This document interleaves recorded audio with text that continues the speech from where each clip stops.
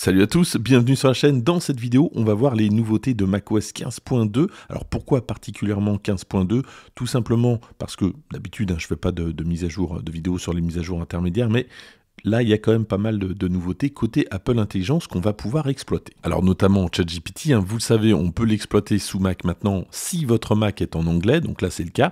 Regardez, donc je vais pouvoir donc résumer un texte, là je suis dans Notes, je vais pouvoir en écrire un de différentes manières, mais également utiliser ChatGPT pour générer une image, etc. Du coup, on va pouvoir utiliser l'Apple Intelligence un petit peu partout, notamment avec le Siri tout en haut à droite, on va pouvoir parler à ChatGPT, mais également à Siri, donc on va pouvoir choisir. Alors pour le moment, évidemment, certaines commandes sont en anglais.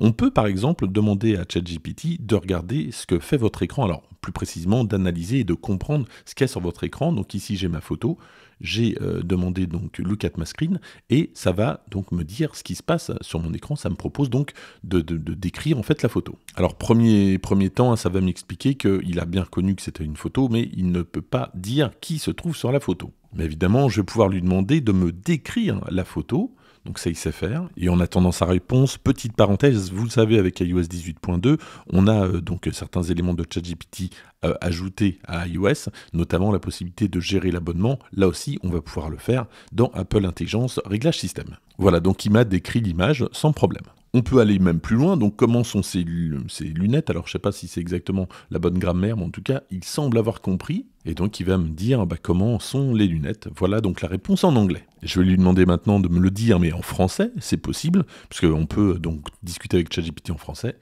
Voilà donc la traduction en français. Donc c'est pas mal et c'est relativement bien intégré. On reviendra évidemment sur l'Apple Intelligence, mais en tout cas, deuxième nouveauté de macOS 15.2, comme sur Safari, sur iOS, on a la possibilité de changer l'arrière-plan. Il y a 6 nouveaux arrière-plans disponibles. Troisième nouveauté, évidemment, c'est Image Playground. Alors je vais passer très rapidement dessus puisque j'en ai parlé lors de ma vidéo iOS 18.2. Donc voici Image Playground qu'on peut utiliser en France, évidemment toujours en anglais. Alors pour la génération d'images, non seulement vous allez pouvoir passer par ChatGPT via Notes par exemple, mais vous allez donc pouvoir, si vous voulez des images un petit peu plus cartoonesques, c'est ce que je vous dis à chaque fois, passer par Image Playground. Donc c'est ici, vous allez pouvoir ajouter, donc là j'ai choisi un personnage, vous n'êtes pas obligé de mettre un personnage, vous pouvez simplement demander de mettre un chat, un ordinateur, n'importe quoi, et surtout donc vous allez pouvoir ajouter des prompts, alors soit des prompts que vous allez taper vous-même en bas à gauche, ou alors tout simplement des idées d'arrière-plan qui se trouvent dans la liste, vous voyez, avec toutes les bulles. Ensuite, vous allez pouvoir partager, modifier, enregistrer vos images. Autre nouveauté, mais toujours liée à Image Playground, on peut utiliser Image Playground depuis l'application Message. Alors attention, pour l'instant, les Genmoji, donc pour générer des emojis personnalisés, ne sont toujours pas disponibles sur Mac. Cinquième nouveauté, on va pouvoir ajouter la météo directement dans la barre des menus en haut. Ça s'active dans les réglages système et donc voilà ma météo.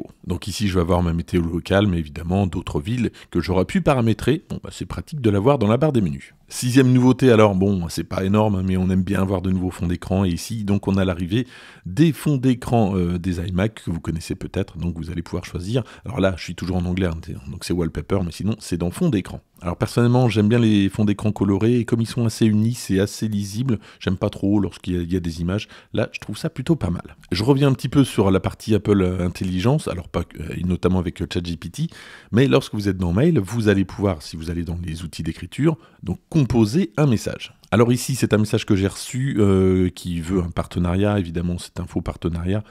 C'est une arnaque en tout cas.